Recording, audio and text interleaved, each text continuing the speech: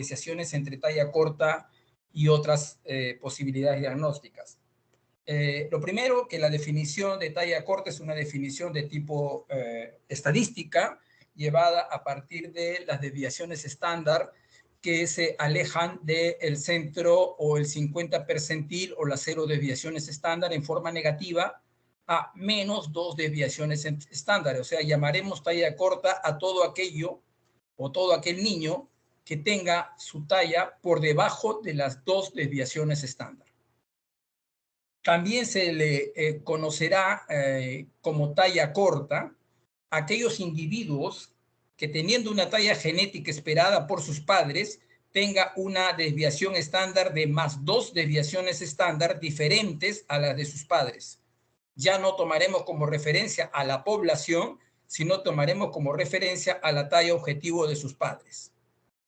Y consideraremos a un retardo del crecimiento, a la desaceleración de la talla, o sea, a la desaceleración de la velocidad de crecimiento. Entonces, teniendo en cuenta esas definiciones, diremos que la severidad en la expresión de la talla corta se dará cuando ésta esté en menos 3 desviaciones estándar. Quiere decir, en un niño que tenga menos de 3 desviaciones estándar, comparada con la población de referencia, se dirá que el niño presenta enanismo o nanismo y la consideraremos definitivamente patológica hasta demostrar lo contrario. Quiero hacerles ver esto para que entiendan que el crecimiento humano no es un crecimiento estándar, longitudinal o con una curva previamente establecida, sino que tiene parámetros de crecimiento que tienen una curva exponencial desde el momento de su formación y que alcanzan su final al llegar a la talla adulta. Entonces, el crecimiento del ser humano en la vida postnatal es la suma de todos estos componentes, no es solamente la participación de uno. Entonces, aquí tenemos 3 primeros componentes. Un componente fetal y de la primera infancia, donde el crecimiento va a depender del aspecto nutricional materno, del espacio físico intrauterino, y en ese momento no está determinado por el genotipo, quiere decir por la condición genética que va a determinar su talla. Y segundo, está acompañada por la regulación fundamentalmente de los efectores anabólicos como son la insulina y los factores de crecimiento semejantes a la insulina. Y en ese momento no hay participación de la hormona de crecimiento. Por lo tanto, muchos de los factores de crecimiento semejantes a la insulina están teniendo una acción paracelular más que una acción de eje sistémico. Entonces, en este primer componente fetal de la infancia es el que va a determinar si el niño al momento de nacer va a tener una restricción o no del crecimiento intrauterino. Y durante la primera infancia se van a potenciar estos efectos, empezando por el primer momento del nacimiento, conocida como la mini pubertad, donde hay una estimulación que incluso tiene participación de los esteroides sexuales. Entonces, y a eso le vamos a sumar definitivamente el componente nutricional. Y aquí sí comienza a influenciar paulatina y progresivamente el genotipo. Entonces, durante el primer año, los factores de crecimiento, la mini pubertad, la nutrición son los afectos que van a dar durante la etapa del lactante su primer impulso. Ese primer impulso va a llegar a establecer a la edad de 2 o 3 años la canalización del crecimiento. ¿Qué quiere decir? Que luego de haber crecido generalmente en una forma rápida, el niño va a llegar a un percentil o a una desviación estándar que la va a mantener paulatinamente durante todo su crecimiento hasta alcanzar la talla adulta. A eso se le llama canalización del crecimiento, que por supuesto no es exacta en todos los niños. Y finalmente, la participación, especialmente luego del primer año de edad, del eje de la hormona de crecimiento y el factor de crecimiento semejante a la insulina, especialmente el IGF-1. Entonces, aquí ya viene la participación de la hormona de crecimiento. Todo esto que hemos señalado en este momento es el componente fetal y primera infancia. El segundo componente o componente prepuberal, que va desde alrededor de 3 años en adelante hasta el momento de iniciar la pubertad, ya tiene una dependencia franca del genotipo. Por eso es que se dice que la talla de un niño a la edad de 4 años está generalmente ya determinando la condición de genotipo, y por eso es que podemos extrapolar su talla final a partir de los 4 años de vida. Y por supuesto, las regulaciones hormonales van a tener participación en todos los ejes adenohipofisiarios, aquellos que tienen relación con el eje de la hormona tiroidea, los que tienen el eje de la suprarrenal, hasta llegar el momento puberal, en el cual vamos a tener la participación de los esteroides sexuales y, por supuesto, el mantenimiento de la característica del genotipo.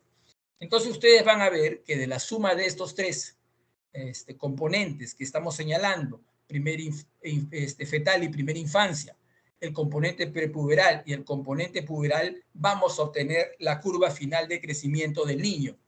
Y esa curva de crecimiento final del niño ha pasado de parecer una parte positiva a visualizarse como una parte negativa en la velocidad de crecimiento. ¿Por qué? Porque, como hemos venido señalando, la velocidad de crecimiento durante los primeros años de vida, si bien es más en número, es siempre descendente, va perdiendo esa potencialidad que tuvo al inicio.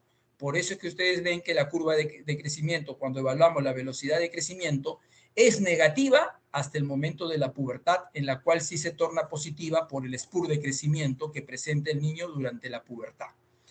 Entonces, esta es la curva de crecimiento en resumen. No es que sea una curva estándar, y por supuesto, por eso es que es muy importante la interpretación del crecimiento en forma longitudinal y no solamente en una medición única y transversal. Al lado tenemos la participación de los diferentes componentes, pero solamente yo hago esto para hacer un llamado que viene a ser una confusión muy grande que existe en nuestra población de pensar que el crecimiento está únicamente determinado por la hormona de crecimiento. La hormona de crecimiento, por supuesto, es importante, pero no es la determinante de la talla final, como siempre se suele pensar, y tiene participaciones que pueden alterarlas colateralmente, no siendo dependientes del eje fundamentalmente, sino de aquello que lo correlaciona.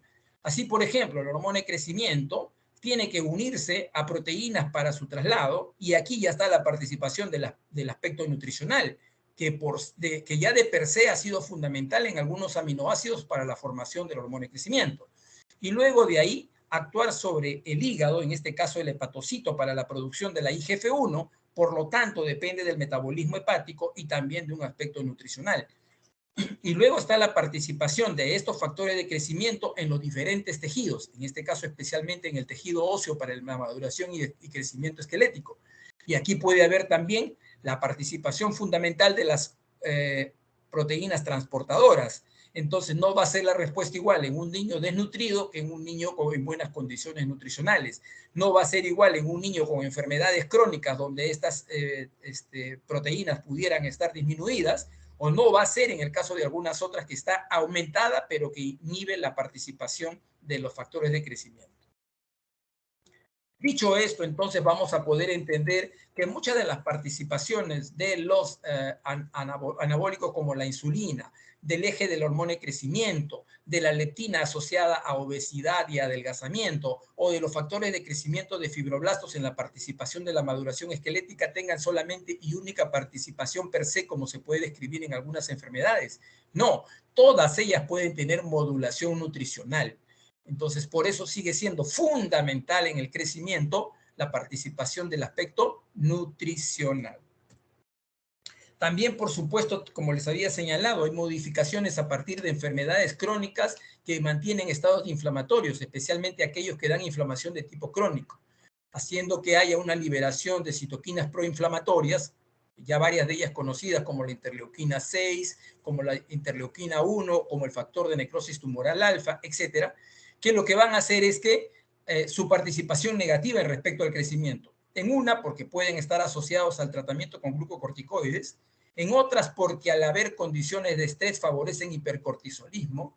En otras, porque van a inhibir la absorción de alimentos causando más malnutrición, por ejemplo, en las enfermedades renales crónicas. o en otros en los que no habiendo una condición per se nutricional, hay una participación de retardo puberal asociada a la participación inflamatoria. Y eso lo saben ustedes. Niños con enfermedades crónicas retardan en hacer la pubertad.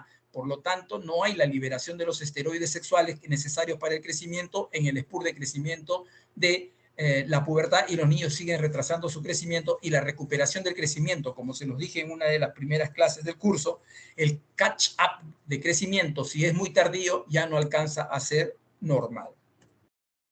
Finalmente, ya ahora sí, pues al eje que ya habíamos descrito, y miren ustedes que en la descripción del eje de la liberación de a partir de las glándulas pituitarias de la hormona de crecimiento para actuar sobre el cartílago de crecimiento, miren ustedes las formas colaterales que ya les señalaba con la participación en el hígado, las otras que pueden estar en la participación de la misma alimentación en la estimulación de la grelina, que puede regular positivamente a la glándula pituitaria, y así una serie de interrelaciones que van a hacer sus propias modificaciones.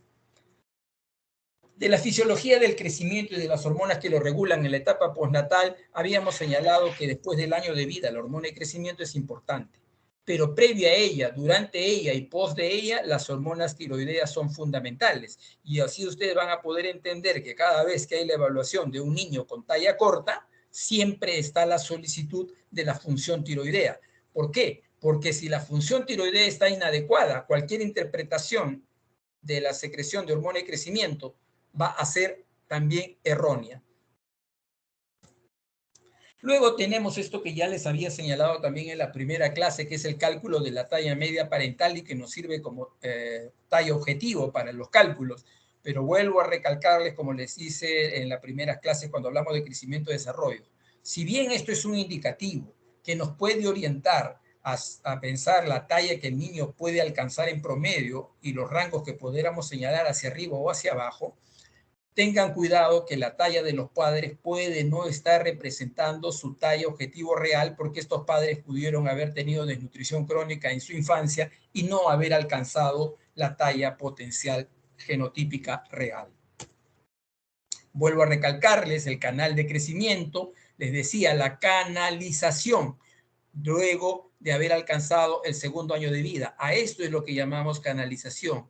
Pudieran recorrer por cualquiera de estos, pero siempre en forma ordenadas en el mismo canal.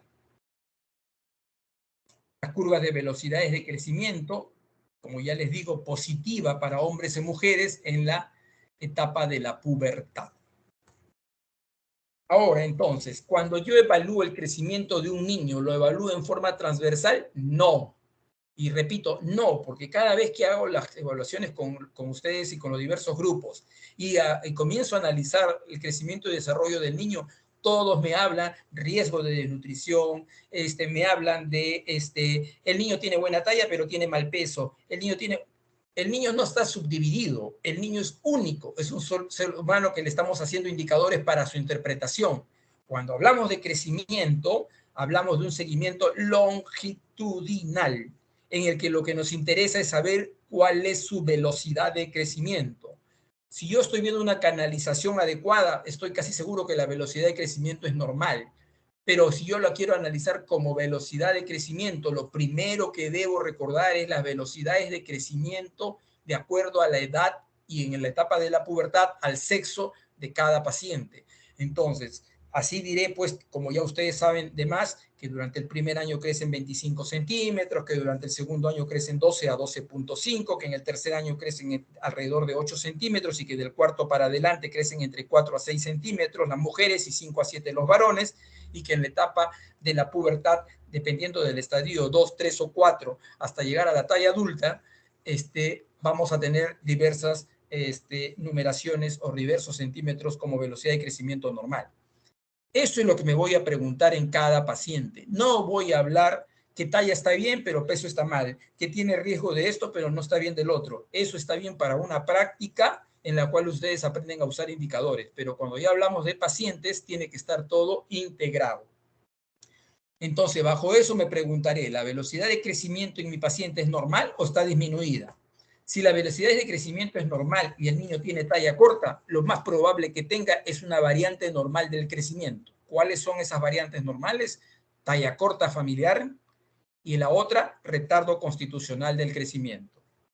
Si la velocidad de crecimiento está disminuida, lo primero que voy a pensar es en malnutrición, sea una malnutrición por déficit o sea una malnutrición por mal uso. Segundo, una presencia de un estado inflamatorio crónico, enfermedades crónicas. Tercero, los síndromes de deprivación psicoafectiva, que también se lo mencioné cuando hablamos de crecimiento. Y finalmente, el uso de medicación que pudiera estar retrasando el crecimiento. Luego de haber pensado eso, recién me voy a plantear las enfermedades endocrinas. Y luego de las endocrinas, recién me voy a plantear las enfermedades genéticas. En ese orden, por favor. Y cuando hagamos la valoración antropométrica de la talla, entonces nosotros vamos a decir qué es lo que ha estado pasando con mi paciente y voy a valorar si eso es normal o no. Entonces voy a hacer una valoración antropométrica de la talla corta.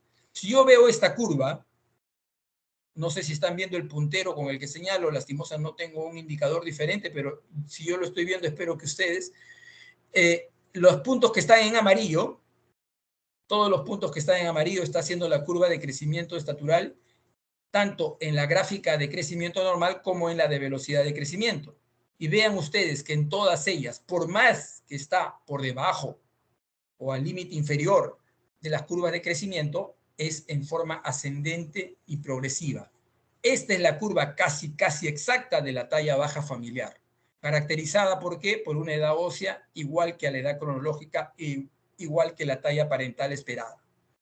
En cambio, aquí tenemos un crecimiento diferente. Un niño que viene creciendo adecuadamente, deja de crecer y luego recupera su crecimiento para alcanzar su misma curva. A eso es el retardo constitucional del crecimiento. Y luego tenemos el crecimiento atenuado, donde sí la velocidad de crecimiento es disminuida, donde el paciente no recupera, donde no mantiene y donde su velocidad de crecimiento siempre estaba disminuida. Aquí están generalmente las posibilidades de las enfermedades endocrinas. Entonces, dense cuenta las características que suelen tener los pacientes que nosotros evaluamos. Por un lado, la talla corta familiar, el retardo constitucional del crecimiento y por el otro lado, sí, estados patológicos de crecimiento.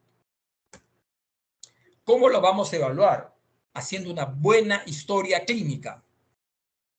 Los pacientes deben tener una buena historia clínica y en la historia clínica significa una buena recabación de datos a través del relato, a través de sus antecedentes, a través de las condiciones socioeconómicas, etc. Y el examen físico donde voy a evidenciar rasgos que me hagan sospechar en algún tipo de enfermedad. Muy bien, lo siguiente que me voy a preguntar cuando tenga a estos pacientes con talla corta, habiendo hecho su historia, ¿este paciente nació con restricción del crecimiento intrauterino? Quiere decir, nació pequeño.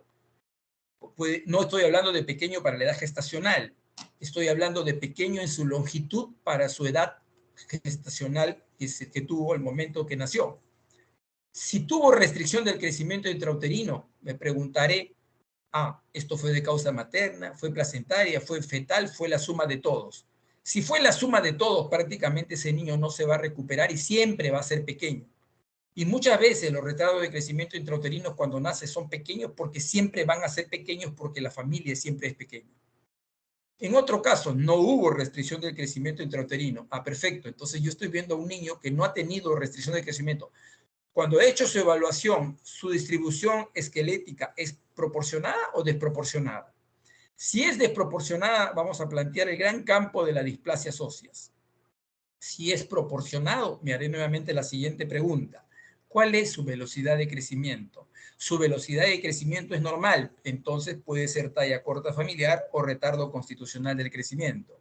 Si la velocidad de crecimiento está disminuida, todo lo que venimos conversando. Recuerden, en la parte que les hice de anterior, en la que les estaba exponiendo, en esta curva la estoy viendo el resultado prácticamente ya desde el inicio hasta el final. En este caso yo estoy haciendo la historia clínica y al hacer la historia clínica estoy tratando de identificar si es que hubo desde el momento de nacimiento compromiso de la talla.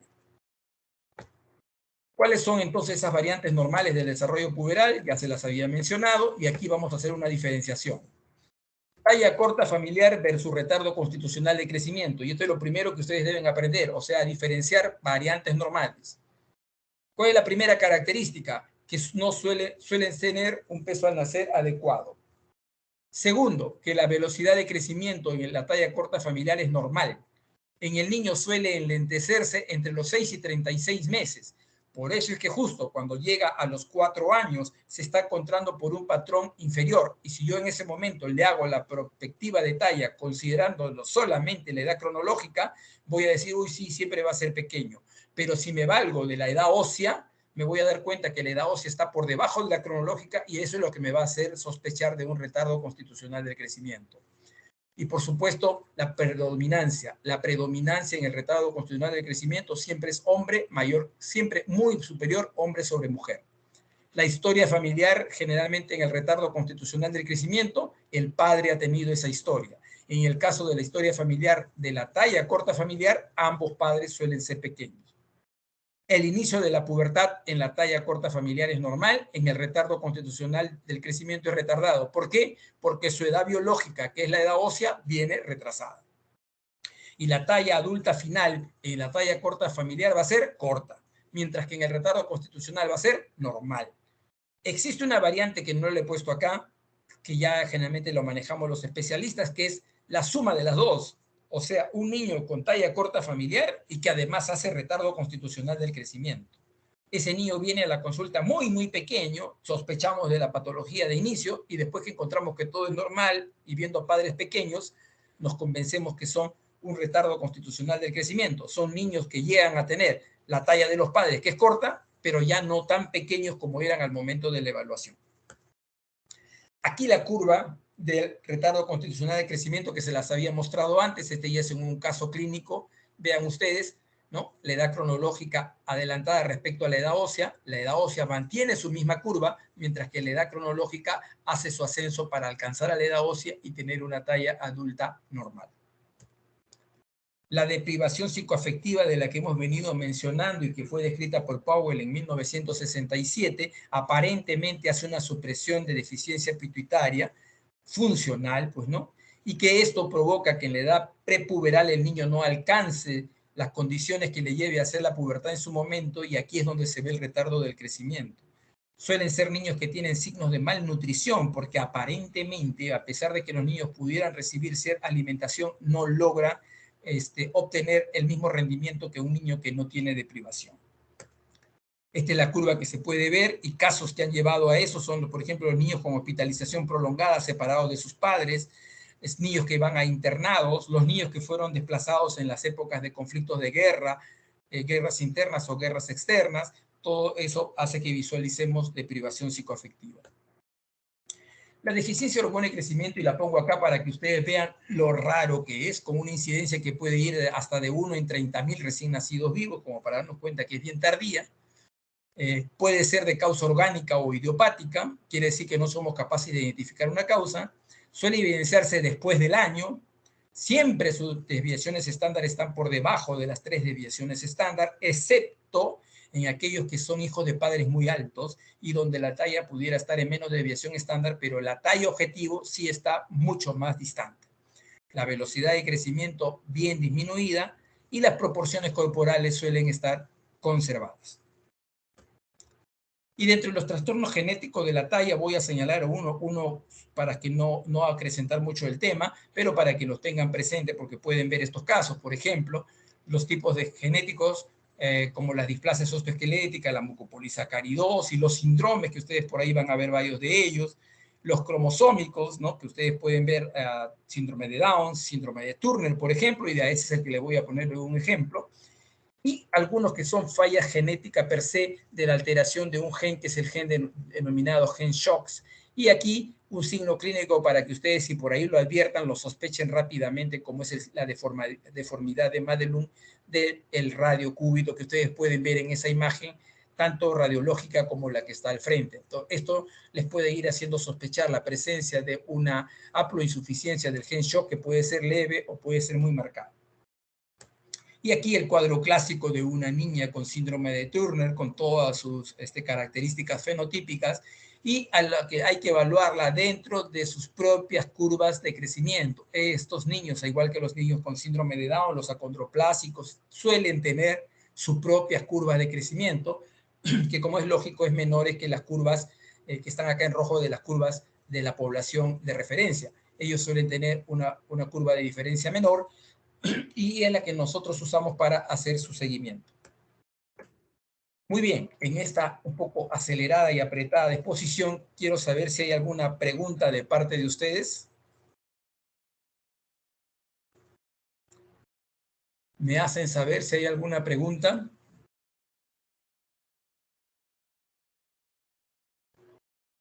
Muy bien, si no hay preguntas, voy a compartir la segunda exposición y por favor, igual les pido que me avisen si la están visualizando.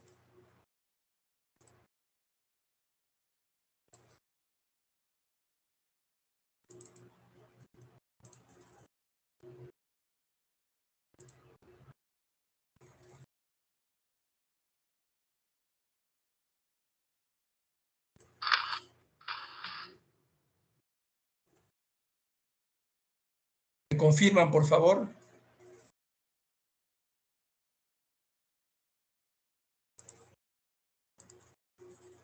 Sí se ve, doctor.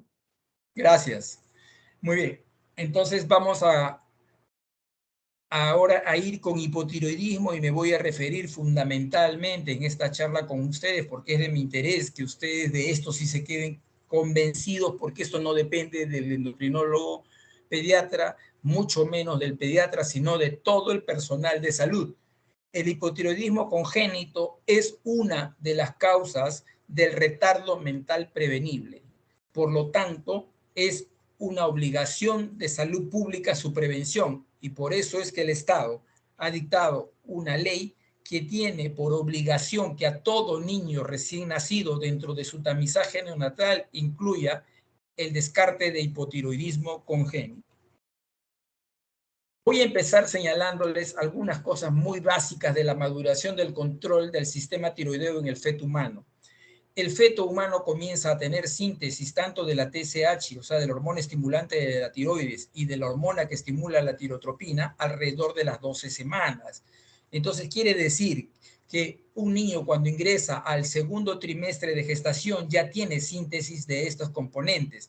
Y ustedes dirán, sí, está bien, pero si todavía no tiene el eje, la respuesta para él puede ser insuficiente. No, porque si el niño tuviera, por ejemplo, agenesia tiroidea, este niño no tendría su propia síntesis de respuesta a la TSH. Quiere decir, la TSH y la TRH van a estar ahí y no van a poder actuar a pesar de que ya están listas. Pero si fuera un niño que tuviera un compromiso muy marcado neurológico, ya va a tener compromisos desde esta secreción. Y luego, cuando hay respuesta de la tirotropina a su hormona estimulante entre las 20 a 24 semanas. Quiere decir, la primera parte del feedback entre la adenohipófisis y el hipotálamo se establece entre las 20 y 24 semanas. Y la respuesta de la hormona tiroidea para recibir autorregulación como respuesta a la sensibilidad a la TSH se establece entre las 20 y 40 semanas. ¿Y por qué es interesante esto? ¿Y por qué ustedes deben saber esto? Para cuando interpreten en el momento que evalúen a un niño en condición de recién nacido pretérmino. Porque recuerden que cada vez tenemos niños que salen a menor edad, a edad gestacional y que sobreviven a pesar de tener entre 20 a 40 semanas. Claro, es muy poco probable que en nuestro medio tengamos mucho éxito con niños de 20 semanas, pero de 25 o 26 semanas para allá sí. Y hay que saber este conocimiento para la interpretación de los valores que vamos a ir obteniendo cuando hagamos la evaluación bioquímica de la función tiroidea. Luego tenemos este otro aspecto. Yo en la clase, en la charla anterior les estuve mencionando de la mini pubertad. Este es un ejemplo. En la mini pubertad son los esteroides sexuales, pero en este caso está también la liberación de la hormona estimulante de la TSH, o sea, de la tirotropina. ¿Qué es lo que pasa? Que en el momento que nace hay un componente neurológico muy violento de nacimiento que hace que el niño libere hormonas adenohipoficiarias en una cantidad marcada. Entonces, cuando el niño nace, ha hecho una liberación incrementada de la tirotropina. Por eso es que al momento del nacimiento no nos sirve la toma de un tamizaje. ¿Por qué? Porque los valores van a estar muy altos. Sin embargo, su descenso es rápido y alrededor de las 24 horas ya está alcanzando valores que pueden ser medibles y comparables. Entonces, por eso es que en los puntos de corte que se han ido estableciendo para hablar en cuándo vamos a considerar que este tamizaje de la tirotropina puede darnos la sospecha de hipotiroidismo congénito, se hace en realidad después de las 48 horas. Pero ¿qué es lo que está pasando en nuestro medio? Que como tenemos un alta muy precoz de pacientes institucionalizados para parto, estamos tomándole entre las 24 y 48 horas, o sea, el alta precoz. Y entre esas 24 y 48 horas, fíjense ustedes que los niveles de la tirotropina van entre 10 y 15 microunidades por mililitro. Y luego cuando sigamos avanzando se van a dar cuenta por qué el interés de haberle mostrado esta curva. Por supuesto, cuando evaluemos el eje vamos a decir, bueno, ¿y dónde está el daño? Porque el hipotiroidismo congénito puede ser primario o puede ser central. Primario va a ser cuando lógicamente el compromiso esté en la propia glándula, como es este caso, por ejemplo, con la ausencia de la hormona tiroidea, como es este caso, por ejemplo, cuando hay una deficiencia enzimática en la producción de la hormona tiroidea, como son las dishormonogénesis, como son la presencia de drogas inhibidoras, etc. Y luego tenemos aquellas centrales donde ya hay una lesión a nivel de la hipófisis o a nivel de tallo hipofisiario, o donde el TRH no actúa sobre la TSH. Entonces, ese es más o menos la clasificación de un hipotiroidismo primario central. Las causas que van a llevarnos a hipotiroidismo congénito, nos tendremos que preguntar, ¿va a ser permanente o son transitorias? ¿Y por qué nos vamos a preguntar de las transitorias? Porque en la historia clínica probablemente podemos encontrar algunos datos. Primero, refirámonos a la permanente. La causa más frecuente son las disgenesias tiroideas, seguidas por la dishormonogénesis y después por el bocio endémico, que gracias a Dios en nuestro país ya está erradicado. Y finalmente, la exposición materna a algún tipo de procedimiento en el que se ha usado sustancias yodadas. Acá es fácil identificar el dato porque esta madre va a tener el dato de haber sido expuesta a esos procedimientos. En cambio, en las transitorias, por ejemplo, el uso de drogas antitiroideas. Y entonces en la historia clínica probablemente encontremos que la madre usaba esto porque tenía hipertiroidismo. O la exposición materna o del propio feto en algún tipo de procedimiento a yodo. O si la madre tiene una enfermedad autoinmune en la cual tenga anticuerpos maternos que bloqueen al receptor de TSH. O en la deficiencia de yodo, como ya les dije, en nuestro país, gracias a Dios, ha sido erradicado. O la nefrosis congénita, que es una entidad muy rara en el recién nacido, pero que se asocia también con hipotiroidismo congénito transitorio. Entonces ya habíamos señalado los primarios, ¿no? Y aquí estaban las más frecuentes que ya habíamos señalado. Y aquí las centrales. Entonces en las centrales, la deficiencia aislada de TRH, la deficiencia aislada de TSH, estas son muy raras y aquí siempre hay carácter familiar. Si le preguntamos si tuve otro hijo que tuvo así, si mi prima nació así, su tía nació así, hay una historia muy frecuente de esto. Y después la deficiencia de hormonas hipotalámicas, que es bien rara que sea una sola y por lo general son múltiples. Y aquí generalmente encontramos niños que han tenido problemas en el sistema nervioso central, niños con hidrocefalia, niños con quistes aracnoideos, niños con defectos anatómicos de la línea media, etc. O sea, el examen físico nos da la sospecha rápidamente. ¿Y cuál es la diferencia entre las cantidades? Que fíjense ustedes, el hipotiroidismo permanente es mucho más frecuente que el transitorio, de lejos, y de lejos la disgenesia tiroidea es la más importante respecto a las otras. Por eso es que en el diagnóstico de tamizaje solamente se usa el dosaje de la tirotropina, no se dosa la T4. ¿Por qué? Porque suponemos que el hipotiroidismo que estamos viendo es primario. Entonces, por eso es que solamente hacemos la parte primaria y la central no la hacemos. ¿Por qué? Porque gracias a Dios la central no afecta marcadamente como lo hace la primaria. Y por eso es que nos dedicamos a la investigación del hipotiroidismo primario. Y así llegamos a lo que ha hecho el Estado. El Estado, como les dije, en esta resolución ministerial de junio del 2019, decretó que tenía que hacerse obligatorio el tamizaje y que en ese tamizaje había que descartar hipotiroidismo congénito. Esta guía de procedimiento está a la mano para que cualquiera de ustedes lo revise. Hay que obtener tamizaje neonatal y ahí sí yo les sugeriría que después ustedes revisen la técnica para que si algún día están en algún centro de salud o algo, vean que el personal que los acompaña hace una adecuada toma de la muestra. En cuanto a las indicaciones, todo recién nacido debe recibirlo, sea a término o postérmino o sea prematuro. Todos ellos van a tenerlo y aquí generalmente vean ustedes que casi unánimemente se dice a partir de las 48 horas de vida. ¿Y por qué no se puso de 24 a 48 horas como en realidad lo hacen? Porque el esquema de recomendación de consensos internacionales dicen a partir de las 48 horas de vida. Y supongo que por eso cuando quisieron poner acá y se iban a poner entre 24 y 48 horas, era como irse contra un consenso, aunque sabemos que esto en la forma práctica se hace entre las 24 y 48 horas. Ahora, hay un hecho importante que yo aquí quiero recalcarles. A muchas madres le dicen lo siguiente: señora, ya le hemos tomado para la prueba a su hijito y le vamos a llamar si es que el resultado es positivo en 3 semanas o antes de un mes. Oiga, si usted lo llama después de los 12 días, después de la segunda semana, este niño ya está sufriendo daños y daños neurológicos. Así que la recomendación de ustedes debe ser: señora, usted llame antes de la segunda semana de vida y pregunte si el resultado de su hijo es positivo. Si le dicen que es positivo, busque inmediatamente ayuda. Esa debe ser la recomendación que deberíamos hacer nosotros.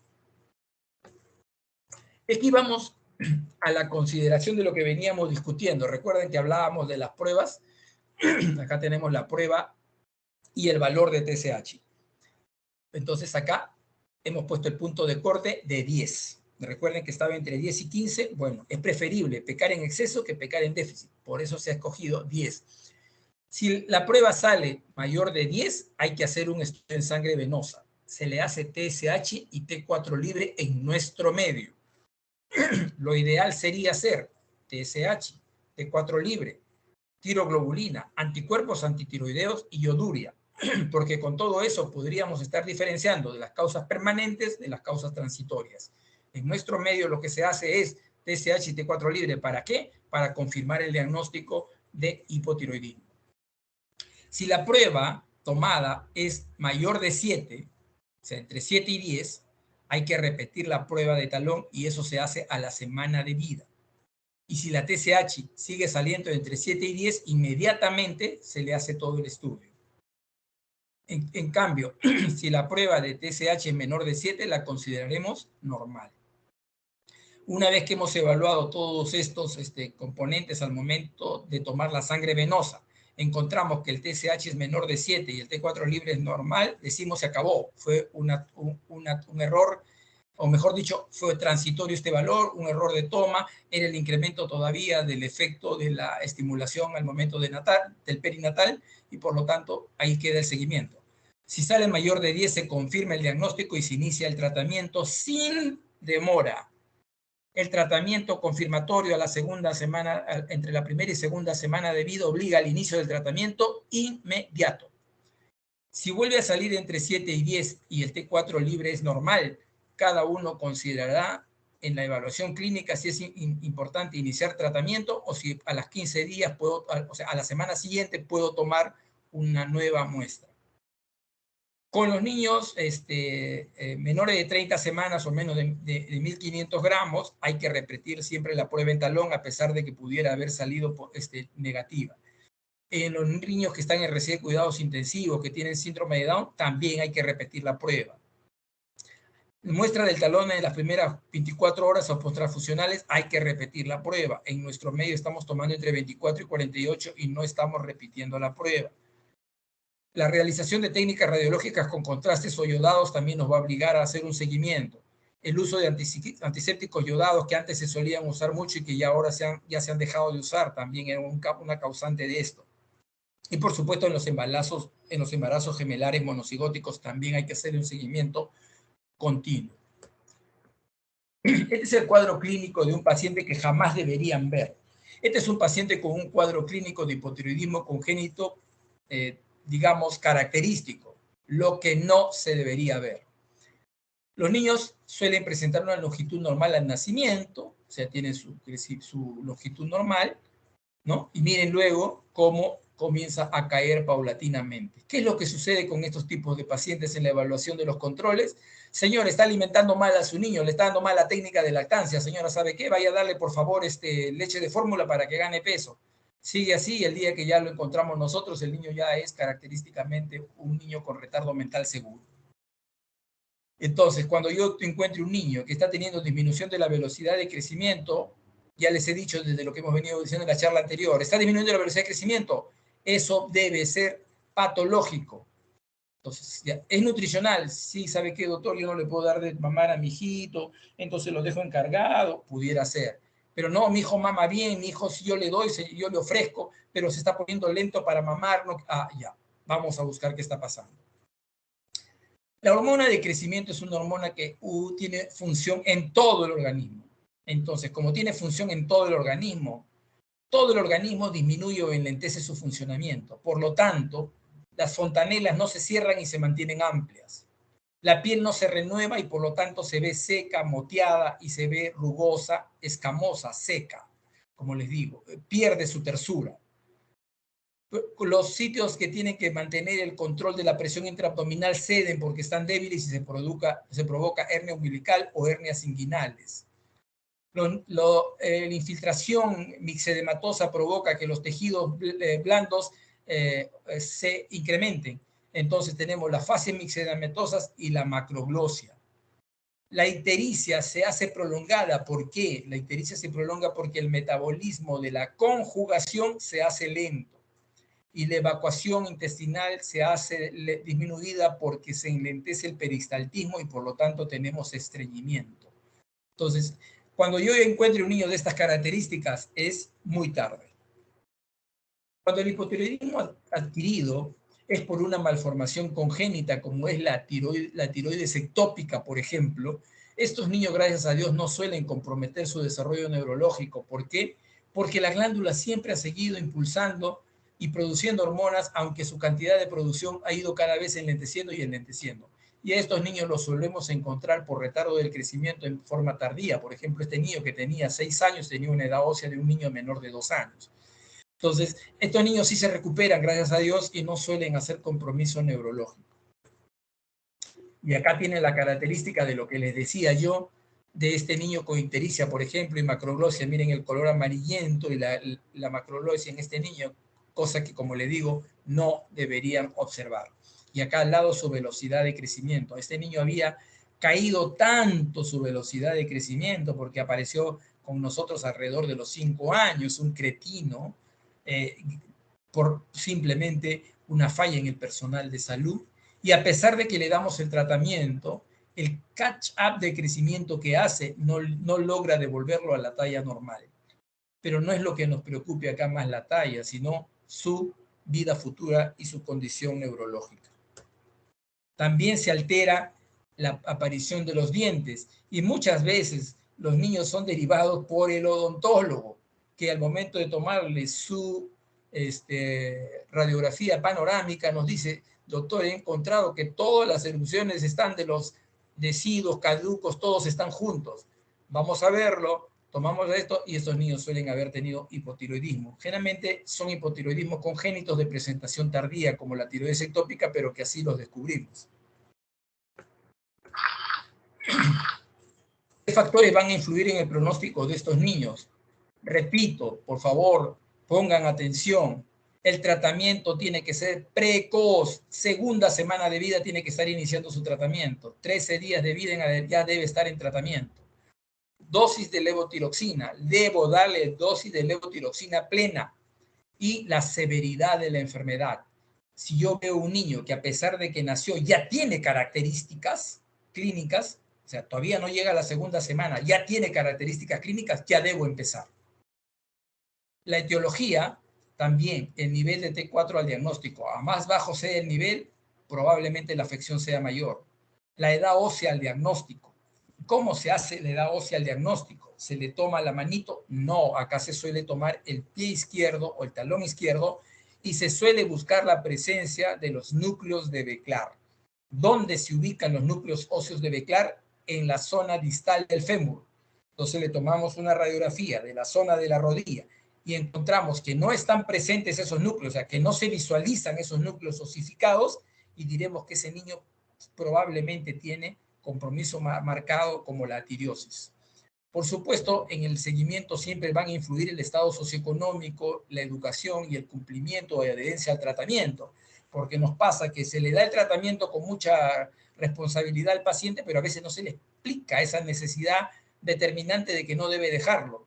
Llega a su casa, comenta que a su niño está dando hormonas y la persona que está a su lado le dice, pero hormonas, ¿cómo le vas a dar a tu hijito tan chiquito? Hormonas solamente toman las mujeres que se cuidan. Entonces la señora dice, ¿qué le estará dando a mi hijito? Mejor no le doy. Y lo desgracia para siempre. Estas son las recomendaciones que hace el Ministerio de Salud para el tratamiento. Mucho cuidado. Al momento del diagnóstico y en su seguimiento, ¿ok? No es que yo estoy viendo que al niño cuando ya tiene 3 meses, si lo encuentro en los 3 meses le doy esto y si lo encuentro entre 6 a 12 le doy lo otro. No.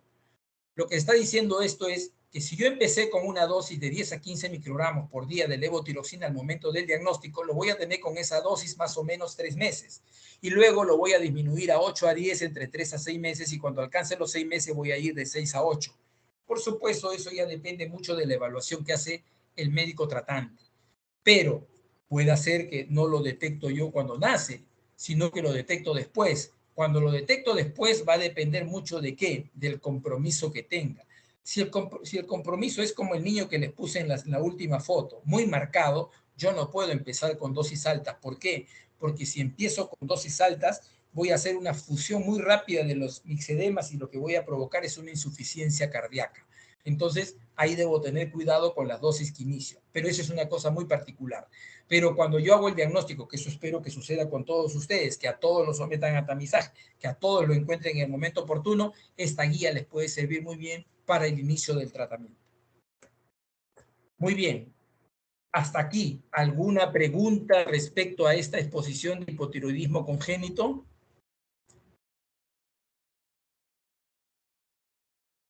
¿Alguna pregunta? Siempre me queda la duda si me están escuchando o han puesto su foto y todos están viendo otra cosa, pero bueno, entenderé que no hay dudas respecto a lo que he expuesto. El examen me dará la razón. Vamos a ver. Vamos entonces con el tercer y último tema de hoy, que es parte de la diabetes mellitus, pero me voy a ocupar única y exclusivamente a la cetoacidosis diabética. ¿Y por qué? Porque así como en hipotiroidismo me he ocupado única y exclusivamente del hipotiroidismo congénito, porque es lo que ustedes van a ver, también esta posibilidad de emergencia, que es la cetoacidosis diabética, estoy seguro que de todo lo que están aquí entre ustedes presentes, más del 50% lo va a ver durante su práctica profesional. No porque sean pediatras, sino porque se les va a aparecer en una emergencia. Entonces, ¿me confirman si están viendo mi presentación? Sí, doctor, se puede ver. Gracias.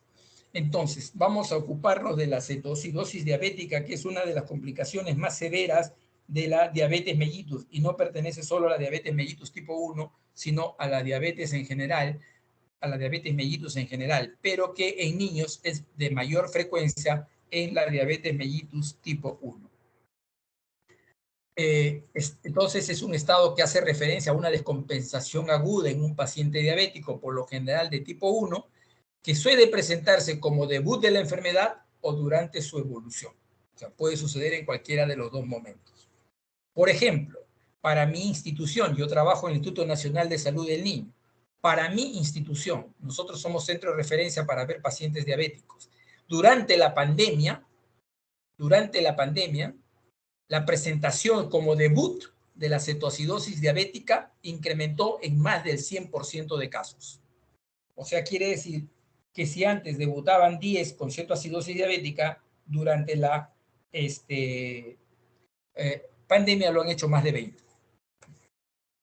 ¿Cuáles son los aspectos fisiopatológicos básicos de la cetoacidosis diabética? Y a veces cuando yo pongo esto de acá y no lo explico coloquialmente, a veces no lo entienden. ¿Y por qué no lo entienden? Porque no han revisado su bioquímica, ya se olvidaron, en fin, y suele haber problemas. Así que yo suelo hacer esta explicación que espero no suene mal, pero que quiero que lo entendamos. Vamos a ponernos que todos viven en un condominio que tiene departamentos nada más, no casas, solo departamentos. Todo el ingreso para su condominio es un ingreso común. O sea, por un lado ingresan, todos viven dentro de las casas y todos tienen una regulación. Pero lo voy a exagerar un poquito y vamos a poner que ese condominio, entre comillas, es una cárcel.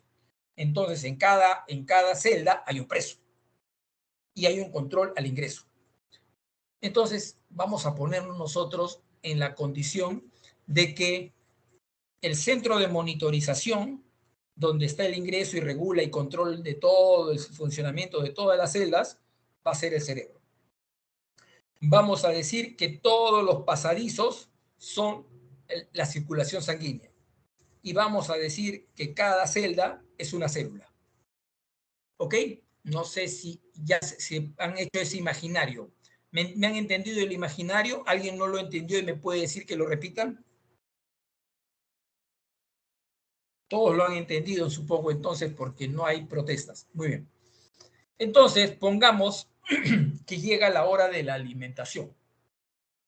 Entonces ya el control de ingreso tiene y dice, bueno, por favor, traigan las comidas, ingresa la comida, certifican que toda la comida está lista para cada celda, van a entrar a repartir.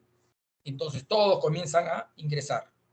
Ingresan todos, los carritos llevando la comida, toda la comida circulando por los pasadizos, o sea, por la circulación sanguínea, y llegan y se sitúan todos a la vez enfrente de cada celda, porque la repartición en las celdas es así controlado. Y ahora quien controla desde el cerebro la medicación va a dar una orden para que se abran las celdas. El cerebro dice, listo, orden, abran. Y las celdas no abren.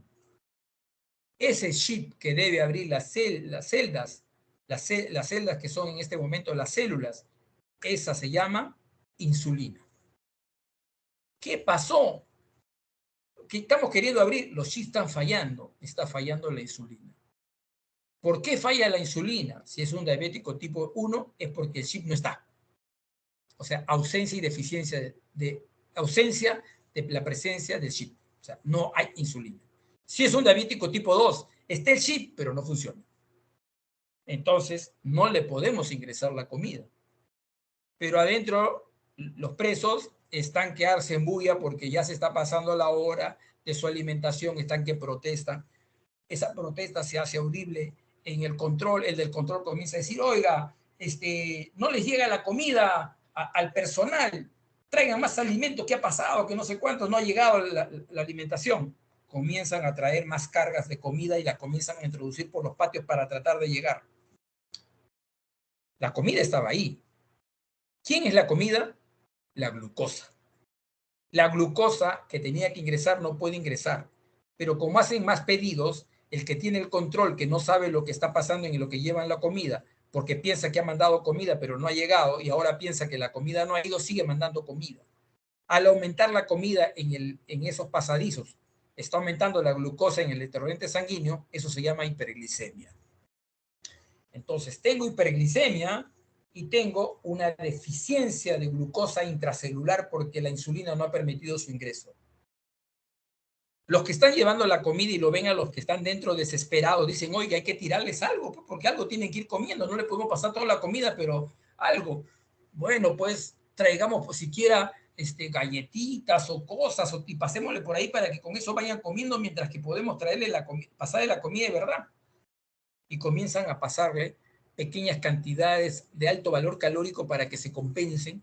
Eso que yo le estoy poniendo galletita, que son los cuerpos cetónicos. Es el uso del material graso para tratar de compensar, porque ellos sí no necesitan del transportador de glucosa para ingresar. No necesitan que una insulina abra para que el transportador de glucosa permita el paso, sino que pasan por otra condición. Y entonces yo, por supuesto que estoy pasándole galletitas por debajo, pero me estoy quedando afuera con todos los sobres de las galletitas. Y al quedarme afuera con los sobres de las galletitas, estoy incrementando, al decir sobres de galletita, estoy incrementando restos de estos componentes que son los cuerpos cetónicos. Entonces, en sangre, ¿qué voy teniendo? Hiperglicemia e incremento de cuerpos cetónicos porque estoy lleno de bolsitas de cada sitio donde estoy haciendo pasar algunos lípidos para compensar calóricamente a la célula que está ávida por recibir incremento. Visto este ejemplo, ahora vamos a pasar a esta dinámica de la gráfica y creo que ya me van a entender mejor. Entonces, si yo tenía un déficit absoluto o relativo de la insulina, lo que voy a provocar es que como respuesta tenga un incremento de elementos que van a ayudar a que tenga mayor producción de glucosa en la creencia de que me está faltando el aporte de glucosa.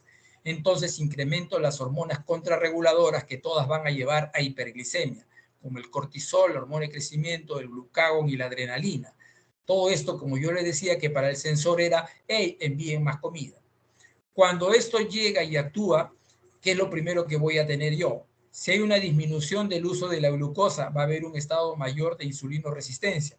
Hay un estado mayor de insulinoresistencia a una insulina que es escasa, por lo tanto favorece mayor hiperglicemia.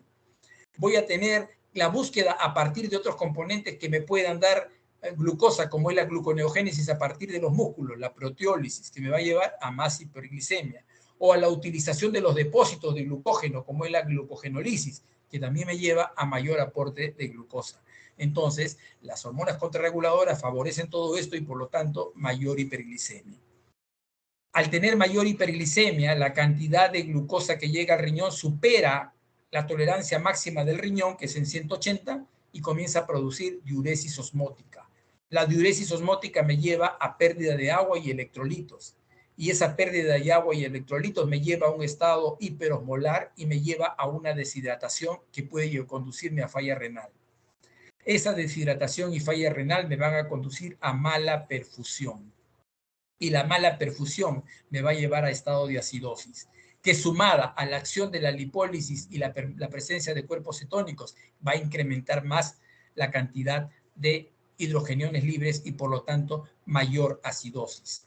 Entonces, en la cetoacidosis diabética final, ¿qué es lo que voy a tener? La acidosis, por supuesto, la deshidratación y voy a tener definitivamente la carencia de insulina.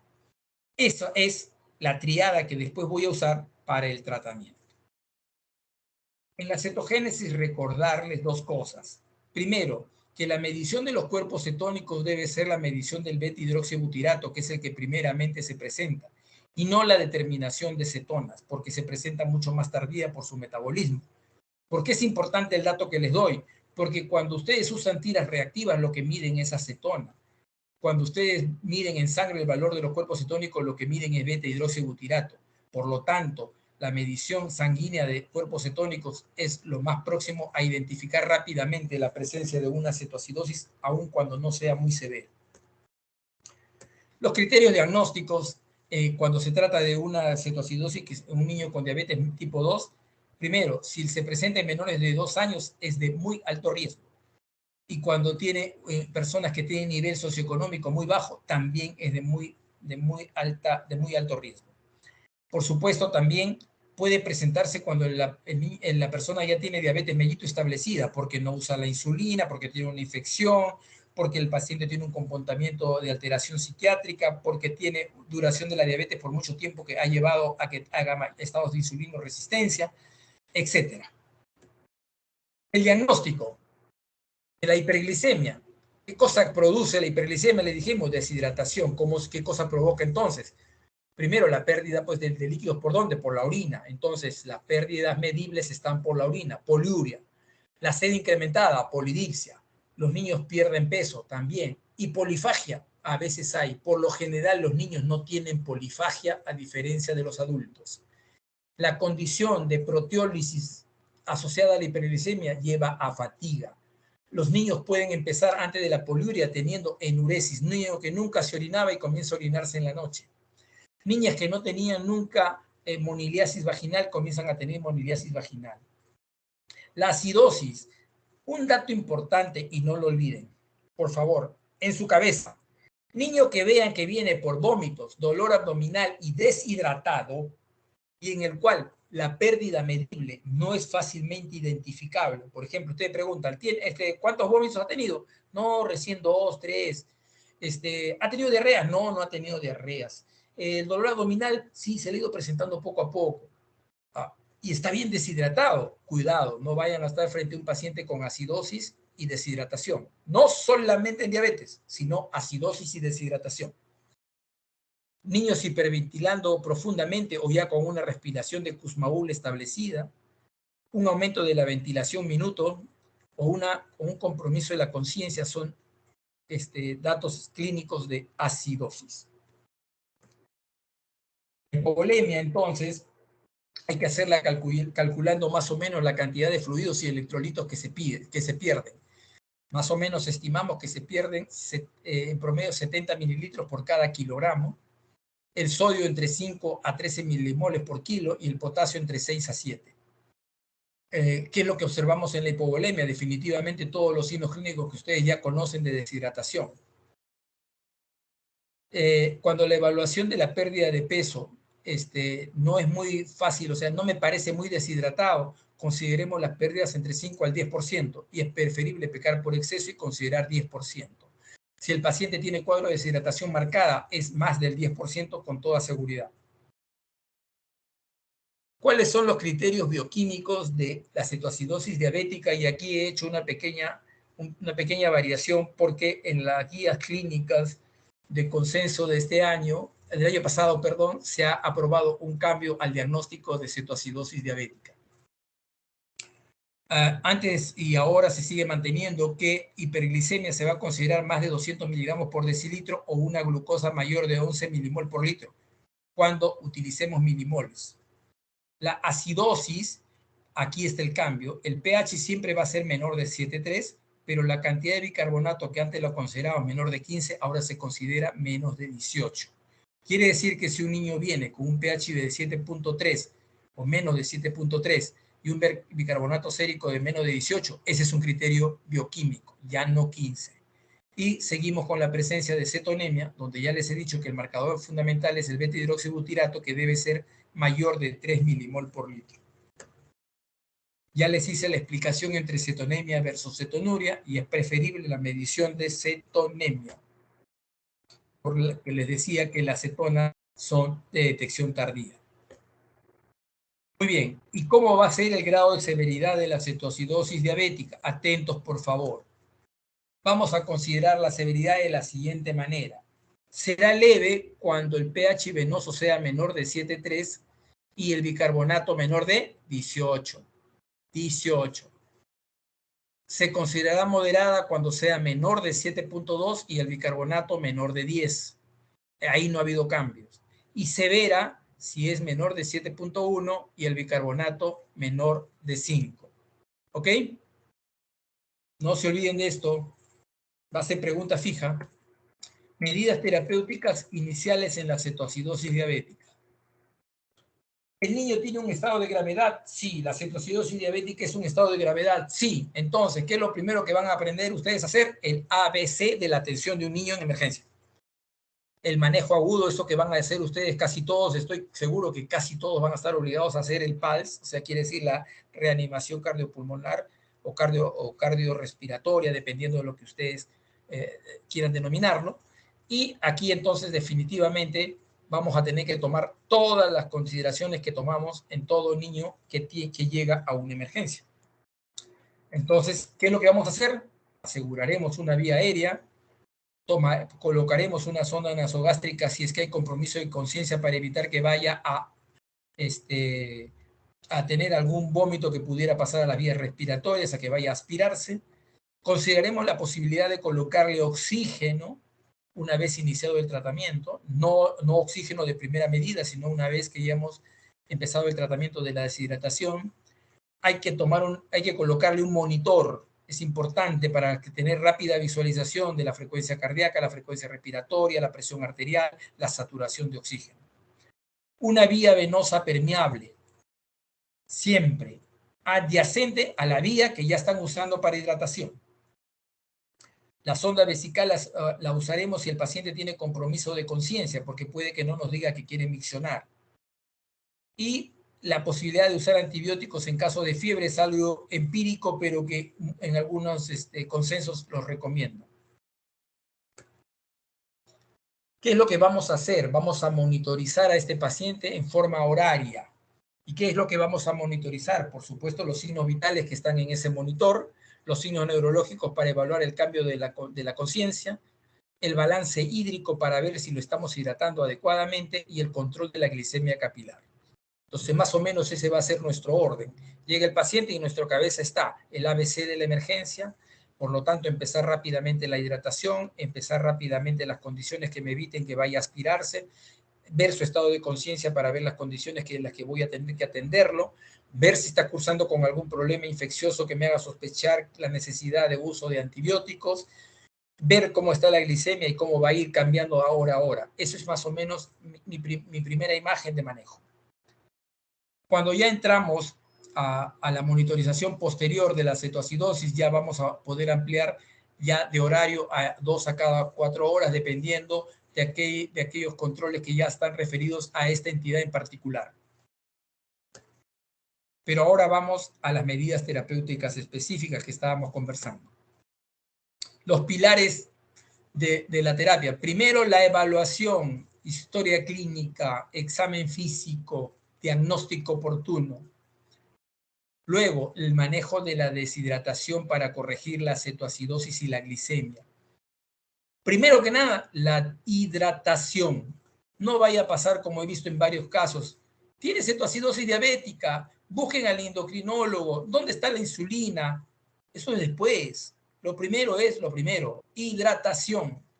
Si está deshidratado severo, trátelo como un deshidratado severo. Está como un deshidratado moderado, trátelo con un máximo de 10%. Está con acidosis, entonces este grado de acidosis necesita que le ponga oxígeno. Si le pone oxígeno le va a impedir liberar CO2. Sí, puede que le impide, no inicie oxígeno. Muy bien. La glicemia, sí, tiene glicemia de 500, perfecto. Entonces vamos a hidratarlo y vamos a empezar insulina próximamente. Lo hidratamos, la hidratación para poderlo hidratar. ¿Está chocado o no está chocado? Está chocado, vamos a tener una conducta particular. No está chocado, también va a ser diferente. ¿Cuándo voy a usar la insulina? Voy a usarla a la hora después de haber iniciado la hidratación. ¿Cómo la voy a usar? Por infusión endovenosa continua. No tengo, usaremos vía intramuscular. Y los electrolitos, cuidado con el potasio. Pero ¿cuándo lo va a usar? Después de la hora de hidratación y después de la hora de insulina. En ese momento, a las 2 horas, ya debe estar recibiendo potasio, especialmente si es un debut. ¿Quién podría no recibir potasio? Si es un paciente con insuficiencia renal crónica de diabetes mellitus de largo plazo, muy conocido. ¿Cómo vamos a calcular las pérdidas? Ya habíamos dicho, más o menos perdemos 70 mililitros. Ajá. ¿Voy a usar para mantenimiento o no voy a usar para mantenimiento? No, voy a usar para mantenimiento. Si voy a usar, uso ya la fórmula muy conocida que ustedes la han venido explicando en las hidrataciones. ¿Cuánto le voy a aportar de sodio? 2 a 4 milimoles. ¿Cuánto de potasio? 2 a 3.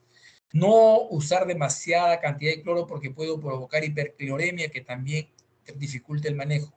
La posibilidad de uso de fosfatos no es necesario por lo general. Muy bien, les había dicho que en la reposición de fluidos, la diferenciación está o no está en shock. Está en shock. Entonces, administración en bolo, que ustedes le llaman, o la endovenosa de acción muy rápida, 20 mililitros por kilogramo.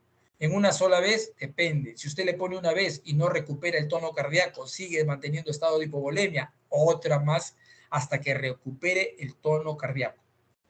Si la deshidratación es severa y no ha tenido shock, ponga 10 mililitros por kilo en los primeros 30 a 60 minutos y lo va a repetir en la segunda hora si es que está muy depletado. Si no, hace el cálculo de la deficiencia y lo reparte luego de esta primera hora en 3 horas subsiguientes. Total, 4 horas. ¿Cómo es la reposición del déficit? Vamos a hacer, como le dije, la estimación de la deshidratación. ¿Qué solución voy a usar? Solución salina. Doctor, yo he trabajado en una posta y no había solución salina. Está deshidratado. ¿Qué le pongo? ¿Qué líquido tiene para poner? Dextrosa, ponga la dextrosa. ¿Por qué? La hiperglicemia no lo va a matar en ese momento, lo va a matar la deshidratación, mientras que consigue. Tengo solución de dextrosa con agua destilada, puede ponerlo, le va a hacer un poco de fiebre, no se asuste, no le va a pasar mayor cosa, pero va a evitar que se choque y que se muera. ¿Le voy a poner con potasio? Sí, la voy a poner ¿cuándo? Después de las, como les dije, después de las 2 horas, y lo voy a pasar toda esta concentración luego de que he hecho la primera corrección en un periodo de 24 a 48 horas. ¿Cuánto es el requerimiento por lo general de mantenimiento? 1500. ¿Cuánto es lo que he calculado por lo general si uso metro cuadrado en los primeros momentos? Si no uso lo de kilos, calcule entre 3000 y 3500 por metro cuadrado de superficie corporal. Cuando usted ya logró compensar al paciente y va a entrar a mantenimiento, puede bajar a 1500 por metro cuadrado día. Doctor, usted lo acaba de decir, pero está muy rápido. ¿Cómo hacemos? Usted le enseñaron a manejar deshidratación grave, así lo maneja. ¿Cuál es la única diferencia? Va a tener cuidado con el potasio y va a tener cuidado con la glicemia de que no descienda violentamente y que el potasio no se baje marcadamente. Son sus 2 cuidados que va a tener. Después use la fórmula de hidratación que usted aprendió. Muy bien, la insulinoterapia después de 1 hora. ¿Qué insulina usamos? La insulina cristalina o de acción rápida. ¿Y cómo sé cuál es? Toda aquella que la vea bien transparente. ¿Cómo sé que no es de depósito? Porque la de depósito todas vienen en presentaciones que señalan su acción y dicen de administración lenta. Las otras, regulares o cristalinas, todas son de acción rápida. ¿Qué dosis voy a usar de inicio? Generalmente 0.1 unidades kilo hora. Doctor, eso usted porque trabaja pues en el hospital de niños y ahí tienen pues su bomba de infusión, todo está bonito, pues, pero yo voy a ir a trabajar, doctor, en mi serum, sabe Dios dónde, pues, y ahí con que tengan endovenoso es suficiente. Ya, entonces usted usa los endovenosos para hidratación, para la reposición de los electrolitos y usa la vía intramuscular para inicio. ¿Y cuánto le pongo? Esta misma dosis, pero en vía intramuscular y la pone horario, cada hora, y va controlando la glucosa. No la pone subcutáneo de inicio. ¿Por qué? Porque no se va a absorber. ¿Por qué? Porque hay una vasopresión periférica, ¿no es cierto? Hay una vasoconstricción periférica debido a que está tratando de ahorrar líquidos para compensar la circulación central.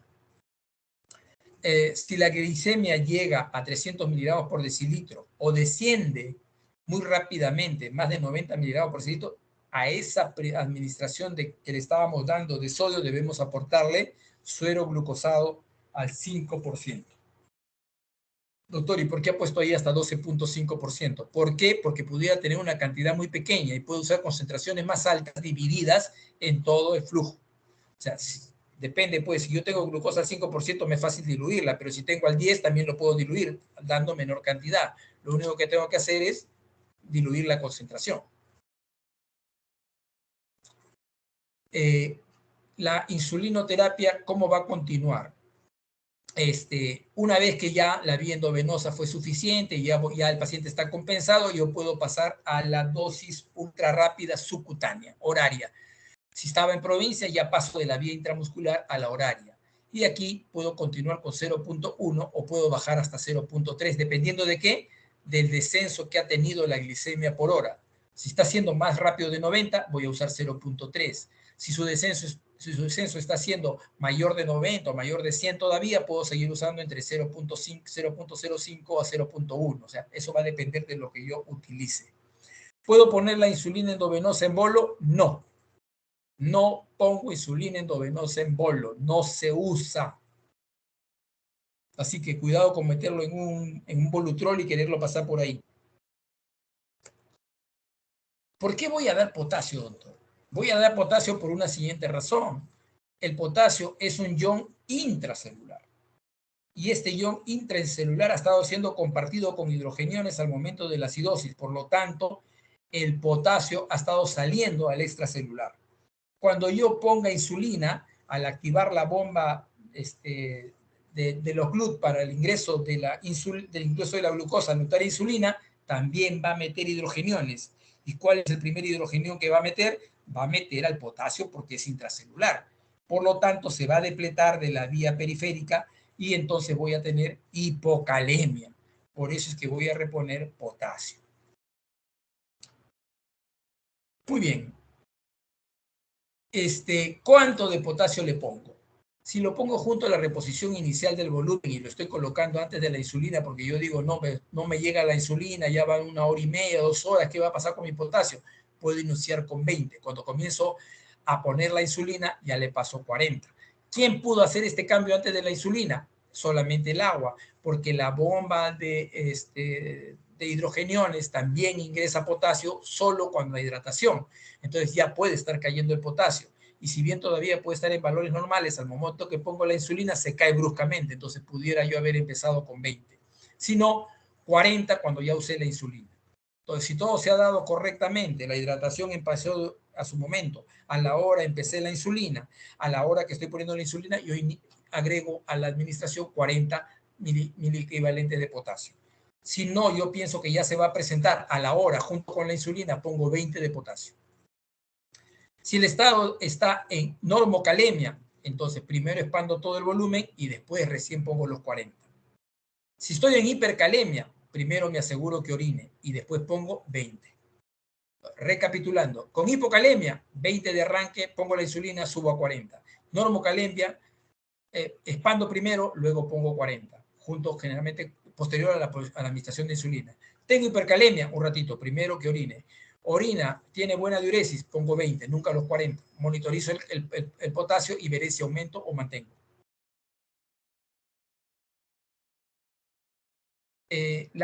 ¿Cuál es el gol estándar del manejo de la cetoacidosis diabética? El gol estándar es corregir la acidosis. Entonces, la acidosis va a revertir por la acción de la insulina, la terapia de fluidos. ¿Y puedo yo usar el bicarbonato? No, no. Solo voy a usar bicarbonato si estamos en un estado de hipercalemia, fíjense, no hipocalemia, y hay un riesgo vital porque el pH no mejora de 6.9 a pesar de yo haber dado 2 horas de hidratación y a pesar de haber iniciado insulina a la hora. A las 2 horas yo tengo hipercalemia o a las 2 horas yo tengo un pH igual que el que tuve al inicio y tengo, a pesar de haber estado insulina, puedo considerar el uso de bicarbonatos. O sea, su uso es extremadamente raro. ¿Cuáles pueden ser las complicaciones de la terapia? Hoy este paciente está acá y sigue parecido, sigue igual, no está mejorando. Primero, ¿estoy rehidratando bien? Sí, he puesto todo, he hecho mis cálculos tan exactos. ¿Y has medido las pérdidas? Uy, no, me olvidé. Y el paciente ha seguido perdiendo. Entonces, aquí ha hecho un mal cálculo de hidratación y por lo tanto está inadecuada. Hipoglicemia. Hoy el paciente está medio sudoroso, lo veo con trastorno de conciencia. Le toma la glucosa. Oye, la glucosa se le bajó por debajo de 100. No nos dimos cuenta. Hipocalemia, no empezamos el aporte de potasio oportunamente o creímos que estaba normocalémico, le metimos la insulina y este paciente ya estaba en caída, se fue a la hipocalemia. Les hablaba de no incrementar mucho el cloro. La acidosis se puede hacer permanente porque tenemos un incremento de cloro. Entonces, cuidado. Recuerden, ¿no?, que el cloro es negativo y por lo tanto va a jalar un hidrogenión. Y finalmente, que puedo estar haciendo edema cerebral, que es la complicación más seria dentro de la evolución de la cetoacidosis diabética. Ahí usaremos la escala de Glasgow para ver cuál es la condición de compromiso neurológico. Si hay edema cerebral, el puntaje Glasgow va a estar deteriorándose. ¿Ok? Entonces, mucho cuidado. ¿Qué pasa luego que ya la cetoacidosis la hemos estado controlando? ¿Cuándo la hemos controlado? Cuando se resolvió la acidosis. Ya no hay acidosis, perfecto. Cuerpo cetónico negativo, excelente. Está tolerando bien la vía oral, quítenle todas esas tripas, sáquenle todos los endovenosos, inicien la rehidratación oral y continúen con su alimentación. ¿Por qué? Si la dextrosa sola no le va a aportar la cantidad de calorías y es más, va a dar un aporte muy violento de aporte de carbohidrato. En cambio, la regulación intestinal la va a hacer mejor. iniciaremos la vía insulina subcutánea y ya la vamos a poner solamente al momento de las comidas. Vamos a mantener la insulina y aquí ya podemos considerar las mezclas, insulinas de acción rápida más insulinas de acción lenta. Monitorizaremos la glicemia antes y después de las comidas para darnos cuenta y ajustar las dosis. Muy bien, voy a hacer este pequeño resumen para que ustedes no se olviden todo lo que hemos venido hablando. La acidosis no mejora. Primera, revisar mi hidratación. Está bien, correcto, no hay ningún problema. El aporte de insulina. He puesto correctamente la dosis, revisión. Tercero, no ha mejorado. Consideraremos etapa de resucitación, posibilidad de uso de bicarbonato. Oiga, todo está yendo bien, pero yo creo que hay un cuadro infeccioso de fondo que está alterando todo. Descartemos que el paciente no tenga un cuadro infeccioso. Si el descenso de la glucosa se está haciendo muy marcado, no olviden, hay que pasar glucosa más sodio. Glucosa al 5% o si es al 10%, corrigiendo su concentración, junto con la mitad del aporte de cloruro que le damos, o sea, ya no al 0.9, sino al 0.45. Se resuelve la acidosis, pasamos a insulina subcutánea. Monitorización del estado neurológico. Se está deteriorando. Primero, ¿hay hipoglicemia? No. ¿Hay signo de edema cerebral? A ver, sí, mi glauco se está deteriorando y estoy viendo que no hay respuesta adecuada de la acidosis. Puede haber edema cerebral. ¿Qué usaré? Manitol o sodio hipertónico.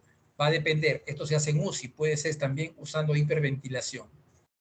Restringiremos el volumen ahora sí, porque si no vamos a aumentar el estado de edema y tomaremos una imagen cerebral para ver si no hay un compromiso orgánico que nos esté confundiendo.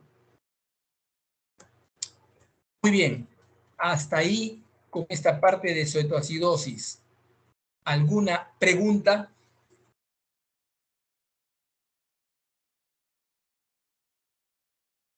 Ninguna. Espero que las partes claves se les haya quedado en su cabeza porque van a ser motivo de pregunta de examen. Muy bien, muchachos. Entonces, a ver, señor delegado, ¿sí? ¿Quiere hacer usted alguna pregunta?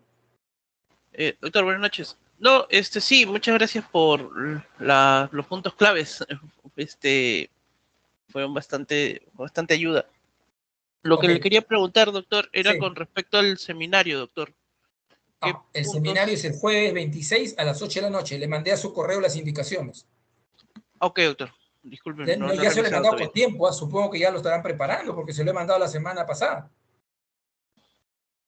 Ok, doctor. Lo he revisado. Voy a revisarlo. Disculpe. Sí, se lo mandé cuando hice la programación de las clases. Se lo mandé. Y ahí está la distribución por alumnos, tema, todo. Y miren, ya estamos hoy día lunes. Es el jueves, en la noche, a las 8 de la noche, el seminario. Ya está programado en Team también. Sí, doctor, sí. Eso sí hemos visto.